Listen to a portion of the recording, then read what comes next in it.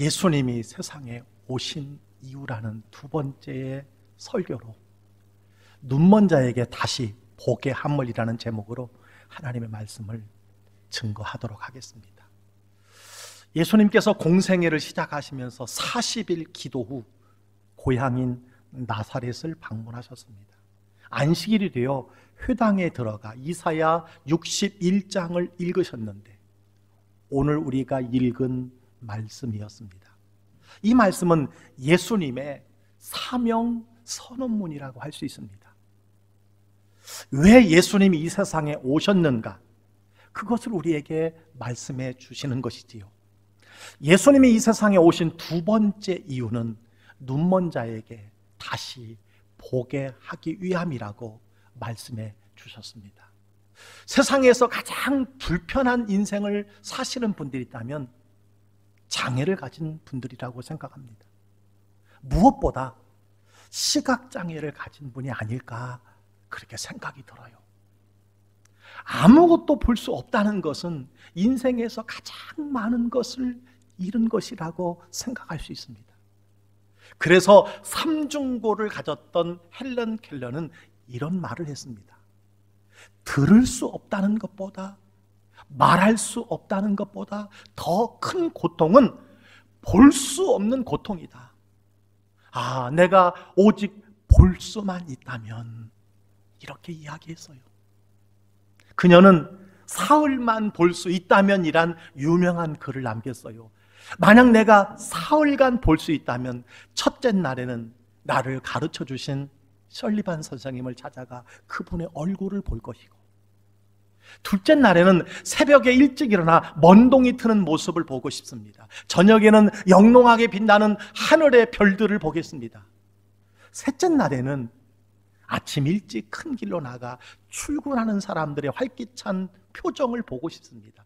낮에는 아름다운 영화를 보고 저녁에는 화려한 네온 사인과 쇼윈도의 상품을 구경하고 있습니다. 그리고 밤에 집으로 돌아와서는 마지막으로 사흘간 내 눈을 뜨게 해주신 하나님께 감사의 기도를 드리고 싶습니다.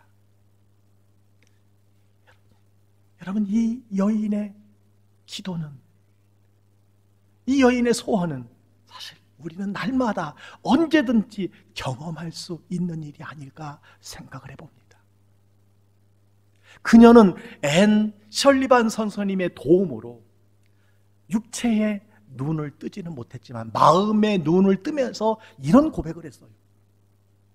내 육체의 눈을 잃어버림보다 더 큰 비극은 마음의 눈을 잃어버린 것이다.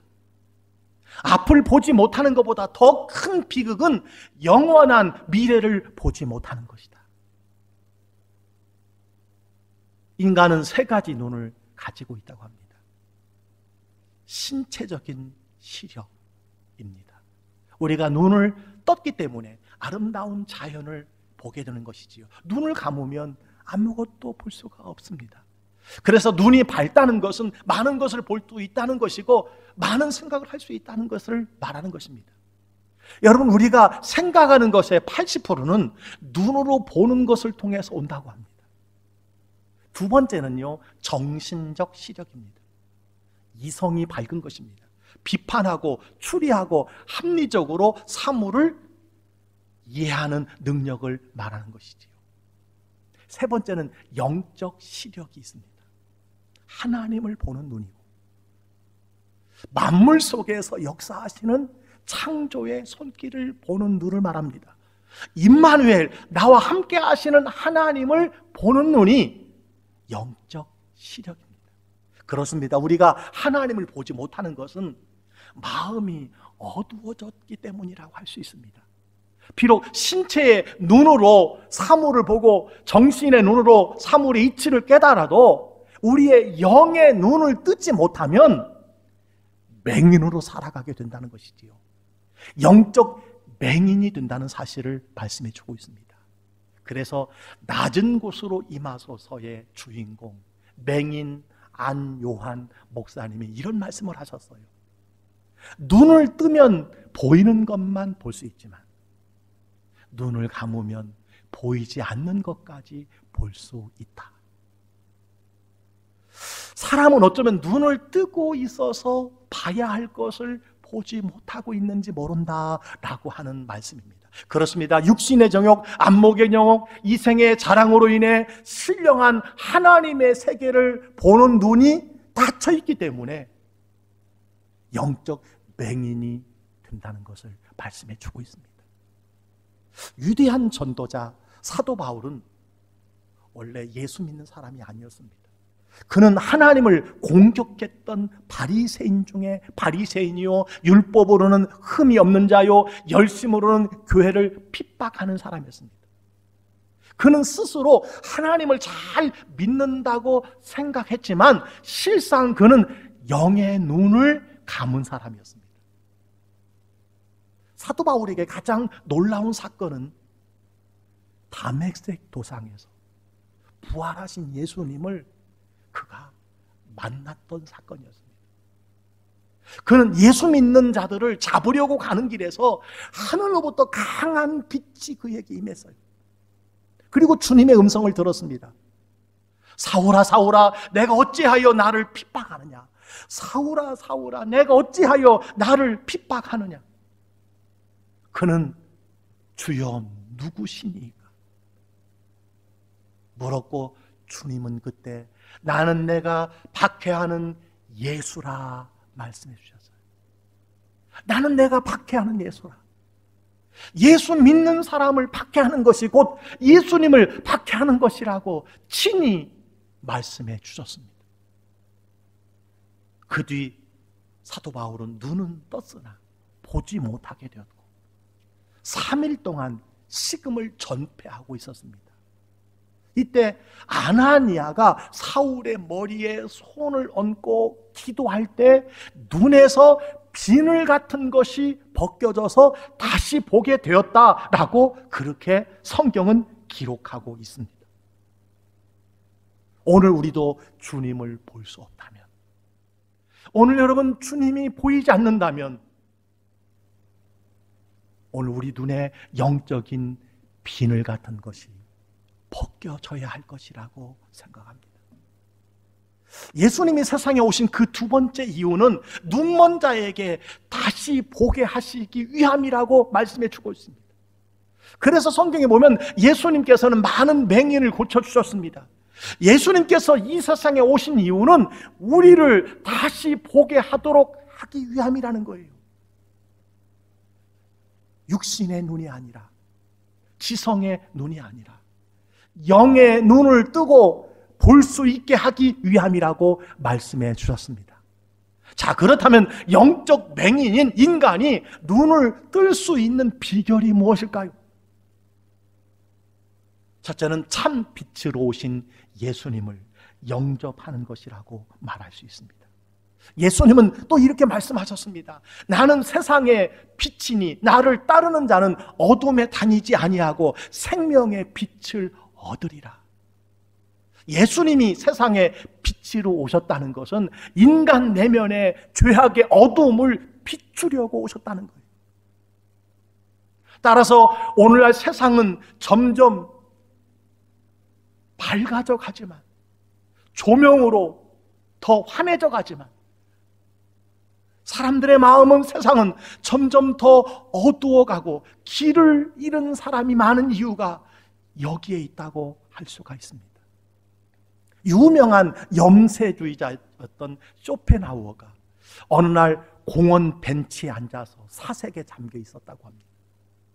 해가 뉘엿뉘엿 져가는데 공원지기가 문을 닫아야 하는데 벤치에 앉아있는 노인에게 이렇게 말했어요.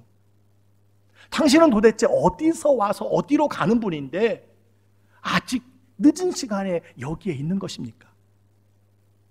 그러자 철학자 쇼펜하우어가 이렇게 말했다고 합니다. 내가 어디서 와서 뭘 하다가 어디로 가는 인생인지 몰라서 지금 이렇게 고민하고 있답니다. 그렇습니다. 철학자라도 누구라도 예수님을 만나지 못하면 자신이 어디에서 와서 어디로 가는지 알지 못한다는 거예요. 그렇습니다. 우리의 영의 눈이 떠지는 비결은요, 만왕의 왕으로 오신, 낮고 천한 자리에 오신, 우리에게 영의 눈을 뜨라고 오신 그 예수님을, 성령님을 마음에 모실 때만 가능하다는 것입니다. 그래서 요한복음 1장 12절 13절은 말합니다. 영접하는 자 곧 그 이름을 믿는 자들에게는 하나님의 자녀가 되는 권세를 주셨으니 이는 혈통으로나 육정으로나 사람의 뜻으로 나지 아니하고 오직 하나님께로 난 자들이니라.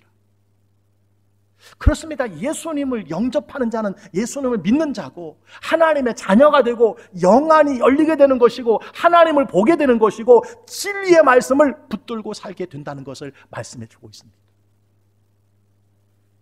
예수님을 모시면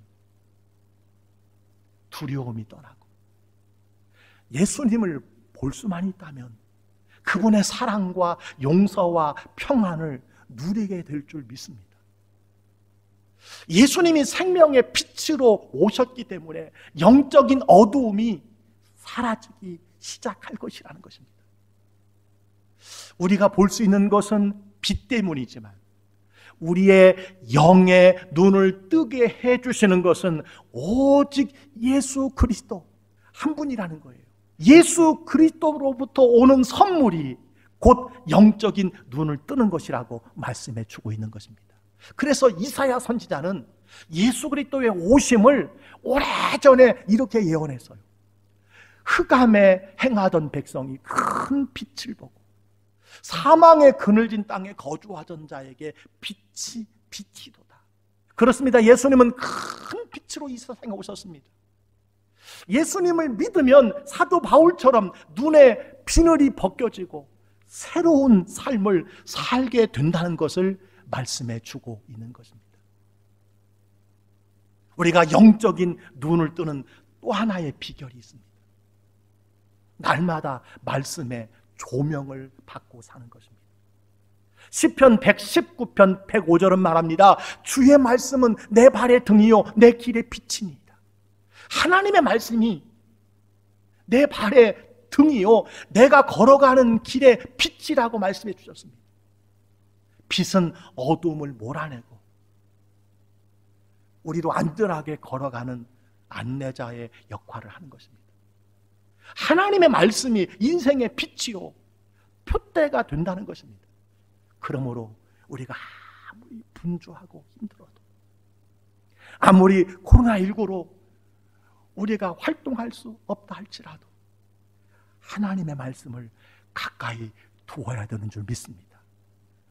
하나님의 말씀이 우리의 인생을 걸어가는 방패가 되고 나침판이 되기 때문입니다. 우리가 살아가는 세상에서 물욕, 정욕, 명예욕으로 어두워진 눈은요 오직 하나님의 말씀으로 벗겨낼 수가 있습니다. 하나님의 말씀은 우리가 보아야 할 영적 세계를 볼 수 있게 만들어주는 살아있는 여러분 말씀이요.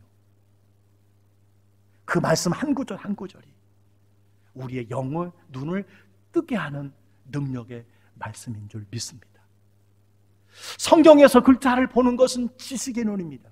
그러나 그 성경을 통해서 예수님을 보고 하나님의 음성을 듣는 것은 영안이 열린 사람들에게 있는 축복입니다. 육신의 눈은 태어날 때부터 보는 눈이요 지식의 눈은 배움으로 열리는 눈이지만 영적인 눈은 하나님의 자녀들에게 성령이 밝혀주시는 여러분 눈인 줄 믿습니다. 하나님의 말씀을 가까이 하실 때 우리의 닫혀진 눈이 열리게 된다는 사실입니다.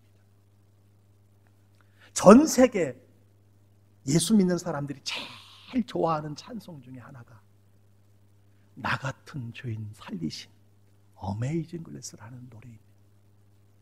이 찬양은요 한때 눈이 멀어 있었으나 보기 시작했던 존 뉴턴에 관한 이야기의 노래입니다. 그는 1725년에 태어났고 어머니가 돌아가신 7살까지 어머니에 의해서 신앙교육을 받은 사람이었습니다. 그러나 어린 소녀는 어머니가 돌아가신 후에 신앙생활에서부터 멀어지기 시작했어요. 그 후 그의 삶은 산산이 조각나기 시작을 했습니다. 그가 11살 때 배에서 일하시던 그의 아버지와 함께 바다로 나아갔습니다. 그는 그의 어머니가 가르치셨던 대로 신앙을 지키려고 부단히 노력했으나 점점 다른 방향으로 불신앙의 삶을 살아가기 시작했어요.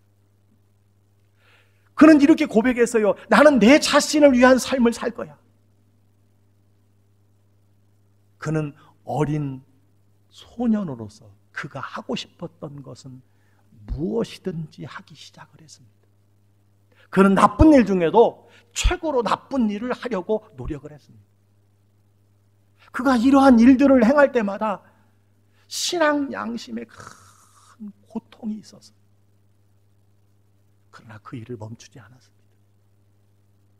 드디어 그는 당시 선원들에게 가장 큰 돈이 되는 사업인 아프리카 노예 매매를 시작을 했어요. 그는 거부가 되었고 1748년 그의 인생을 변화시킨 여행을 하게 되었습니다. 그는 영국으로 가는 길에 거대한 폭풍을 만나게 되었고 배가 침몰할 지경에 이르게 되었습니다. 그는 폭풍 중에 하나님 나에게 자비를 베푸소서, 주여 나에게 자비를 베푸소서 외치고 또 외쳤습니다. 그는 폭풍에서 겨우 살아남았고 그는 이런 질문을 스스로 하게 되었습니다. 내가 왜 멀어졌던 그 하나님의 자비를 구했을까? 왜 내가 하나님이 내게 자비를 베풀 수 있는 분이라고 생각했을까? 이 사건은 그를 주님을 향한 믿음과 헌신의 삶으로 강력하게 이끌었습니다. 그러나 그는 계속해서 노예 무역에 종사하고 있었습니다. 사실 그는 두 가지의 삶을 병행하고 있었습니다. 이상한 일이지만 노예를 매매하는 일과 예배를 드리는 일을 병행하고 있었습니다. 그리고 그는 노예선에서부터 떠날 수밖에 없는 큰 질병을 얻게 되었습니다. 그에게 찾아온 질병은 그가 했던 일이 잘못이라는 사실을 깨닫게 하기 위해 충분한 시간 동안 계속 그를 괴롭혔어. 결국 그는 43년 동안의 노예 상인이었으나 후일에 영국에서 가장 영향력 있는 설교자가 되었습니다. 이 존 뉴턴은 죽음에 임박해서 이렇게 고백을 했다고 합니다. 나는 오랫동안 눈이 멀어 있었습니다. 나는 오랫동안 눈이 멀어 있었으나 이제야 보게 되었습니다. 여러분, 눈이 있으나 이렇게 보지 못하고 살아가는 사람이 많이 있다는 거예요. 엘리자 에드먼드 휘시라는 미국의 여류 작가가 있었습니다. 그녀가 37살 때 깡패들에게 돌을 맞아 척추를 다쳐 오랫동안 입원을 하게 되었는데 너무 억울하다는 생각에 몇 날 며칠을 잠을 이룰 수가 없었다고 합니다. 어느 날 따사로운 햇빛을 바라보는 순간 그녀의 마음속에 소망의 빛이 비치더라는 거예요. 소망의 빛. 그것은 주님이 비춰주는 빛이었답니다. 그 순간 기쁨과 감격으로 지은 곡이 찬송가 428장 내 영혼의 햇빛 비치니라고 하는 찬양이었어요.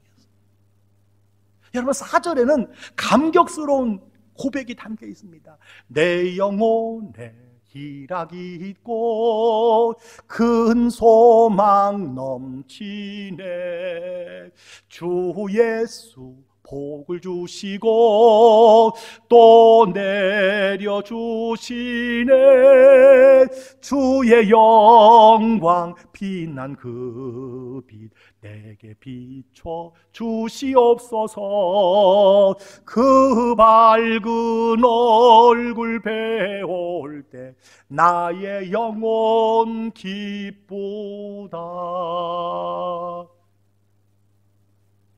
그 햇빛이 자신에게 비춰주는 예수님의 은총의 빛으로 받게 되었고 나의 영혼이 기쁘다고 여러분 노래했던 것입니다. 사랑하는 성도 여러분, 이 여인에게 비추었던 그 빛이 혹 절망과 낙심에 빠진 여러분에게도 비춰주시기를 주의 이름으로 축복합니다. 사랑하는 성도 여러분, 예수님이 이 세상에 오신 이유는요, 눈먼 자에게 다시 보게 하시기 위함이라고 말씀해 주셨습니다. 우리의 삶은 믿음의 삶입니다. 많은 부분이 영의 눈의 문제라고 할 수 있습니다. 영의 눈의 문제라고 할 수 있어요. 우리의 문제는 무엇일까요? 영의 눈으로 보지 못하는 문제요, 영의 시력이 약한 문제라고 할 수 있습니다. 그래서 예수님은 말씀하셨어요. 너희가 눈이 있어도 보지 못하며 귀가 있어도 듣지 못하느냐?